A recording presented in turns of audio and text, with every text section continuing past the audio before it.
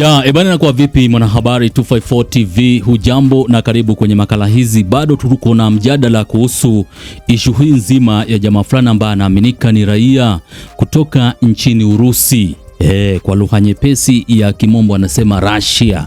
Sasa ni jamaa ambaye alitinga nchini Kenya kupiga mishe zake za hapa na pale, lakini lengo lake lilikuwa ni moja, kuwa expose ama kufichua vitu vingi ambavyo vinafanyika katika umma ya Wakenya. Sasa kuna wengi ambao wanajaribu kuongea kuhusu ishu hii nzima. Kuna wale ambao wanasema kuwa jamaa alikuwa tu sawa, kwa maana alikuwa anakaa ama anapiga mishe zake na watu wazima, watu ambao wako juu ya umri wa miaka 18. Kwa maana wakati fulani kama alikuwa anamapproach mtu, anamuuliza umri wake ama watoto wa kike ndio. Na kuna wengi ambao walikuwa wanasema, wengine wanasema 20, 21, 25, 30 na vitu kama hivyo. Lakini ile hali ya kuonyesha video ambao chukua ndio mkiwa na mtu inaonyesha udhaifu mkubwa zaidi, kwa maana unajaribu kuonyesha ile hali ya wewe kutotunza faraga yako na mwenzako. Sasa ni video ambazo wanasema kuwa ni zaidi ya video 100 ambazo jamaa huyu ambaye anaaminika ni raia wa Russia alichukua katika maeneo tofauti tofauti ya kwa expose au wakina dada na vile mama zetu ndio. Kwa maana wakati fulani amefika kanisani pale, akamchukua Asha, wakatoka wakazama street, alafu baadaye wakafika katika Airbnb wakapiga mishe zao, kila mtu akachukua 50 zake na kusepa na kijiji. Alafu wakati fulani pia nimeona video nyingine, amefika katika duka la Safaricom ndio, na yule mwanadada ni kama ni mlinzi katika sehemu husika, yule pia akachotwa, kwa lugha ya mtaa wanasema amechotwa ndio. Akamchukua wakaenda wakafanya vitu vyao. Jamaa akarekodi video. Kulikuwa na video moja pia, jamaa alikuwa anatembea tu, alafu akakutana na mwanadada fulani ambaye alikuwa anaenda katika soko fulani kununua mboga, yule pia akapita na yeye. Alafu video nyingine pia ambayo imetembea kwa kasi zaidi kwenye mtandao wa kijamii ni video ya mwanadada fulani ambaye alikuwa ametoka kanisani na ana watoto wake pia. Sasa yule pia jamaa akamshawishi, akachukua namba yake ya simu, alafu baadaye wakafika katika sehemu husika, tuseme Airbnb, kupiga mishe zao za hapa na pale. Sasa bado sijajua lengo la jamaa kama huyu kuchukua video kama hizi alafu baadaye kupost, lakini kuna wale ambao wanasema kuwa maybe inaweza kuwa ni social experiment. Unajua social experiment lengo lake huwa ni kufichua ama kupata kujua kile ambacho kinafanyika katika jamii na kile ambacho tunachokiita madhara ya jambo ambalo huwa linafanyika katika jamii. Sasa angalia hizo video. Kuna uwezekano unaweza muona mwanadada ambaye ni mpenzi wako, mke wako, dada yako, hata mamako mzazi pia unaweza muona pale kwa video kama hizi. Kwa maana ni video ambazo zimetapakaa kokote. Wanadada wanakubali kuchukuliwa na jamaa huyu ambaye inasemekana kuwa ameshatoka nchini. Kwa maana niliona posti ya jamaa fulani ambaye anajulikana kama Robert Alai.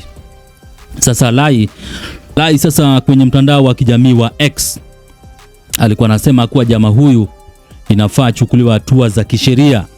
Sasa hatua za kisheria sijui inakuaje, kwa maana already jamani kama ameshatoka nchini Kenya na kuelekea kwao kule sehemu za Russia. Inaaminika atoka Russia ndio Urusi. Sasa Robert Alai kwenye mtandao wa kijamii wa X, kitambo alikuwa anaita Twitter, anasema kuwa police should arrest the Russian as soon as possible. That's abusive and racist behavior which shouldn't be cheered by anyone. Alafu akamalizia akasema the Russian should have been in custody as earlier as yesterday. Huyu ni mtu ambaye ameshatoka tayari, ameshakwea pipa na kuelekea kwao ama katika taifa nyingine tofauti. Kwa ajili kulikuwa na video zingine pia jamani kama alikuwa ameshoot kule maeneo ya Ghana. Sasa tunapata kama watoto wa kike wanamshobokea. Unajua sana ukiangalia katika jamii za Kiafrika, huwa watoto wa kike wakimuona mtu yote ambaye yuko na ngozi nyeupe, wako na imani ya kuwa huyu ni jamaa ambaye ana mihela. Sasa ile hali ya wao kumsogelea inamaanisha kuwa kuna jinsi wanavyoweza kufaidika kwa njia moja au nyingine. Lakini ni jambo ambalo limeshafanyika, ndio video zinavujishwa kwenye mtandao wa kijamii, watu wanajaribu kuongea kuhusu issue hii nzima, kwa maana sasa hii ndio trending topic nchini Kenya, na najua pia ni Afrika Mashariki kwa ujumla, kwa maana unajua Kenya huwa ni kama the capital city of Africa. Kwa ajili kitu kikianza Kenya inamaanisha kuwa dunia nzima watapata kujua kile ambacho kimefanyika au kile ambacho kinaendelea. Sasa unaweza tizama video kama hizi alafu baadaye utaniambia unajisije kutokana na hali hii nzima, kwa maana ni video ambazo ukiangalia vizuri kwa undani unapata kama jamaa ametuonyesha yani rangi ya watoto wetu wa kike. Ndio anaweza kuwa ni dadako, mke wako, girlfriend wako, hata mamako mzazi. Kwa maana jamaa yeye hakuwa na bagua, ni kama gari la taka halina tabaka. Ndio alikuwa anawachukua yani mwanadada yote ambaye amekubali ombi lake, alikuwa anamchukua ama anamlipia Uber, alafu anafika katika sehemu husika, wanasema Airbnb, wanapiga mishe zao za hapa na pale.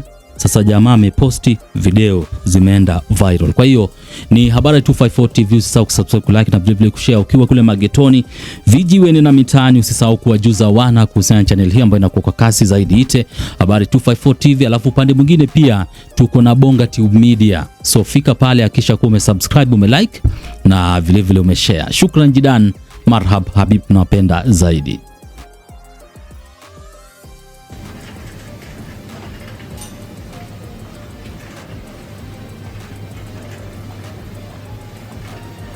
I like your dress. Hello. I like your dress. Yeah.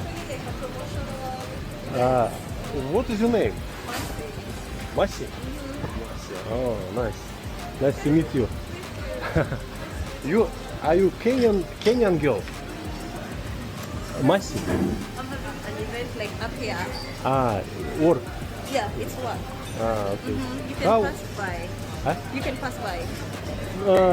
I need eating. Okay, you're here to eat. Well, I don't understand. Sorry, You don't from understand. Russia. You don't understand English. Yeah. My English Your English is not good. but I can hear what you're saying. Can I see tomorrow in the evening? Oh, really? Yeah. You can take my number and then. Your number? Yeah. Okay. This is my place. Nice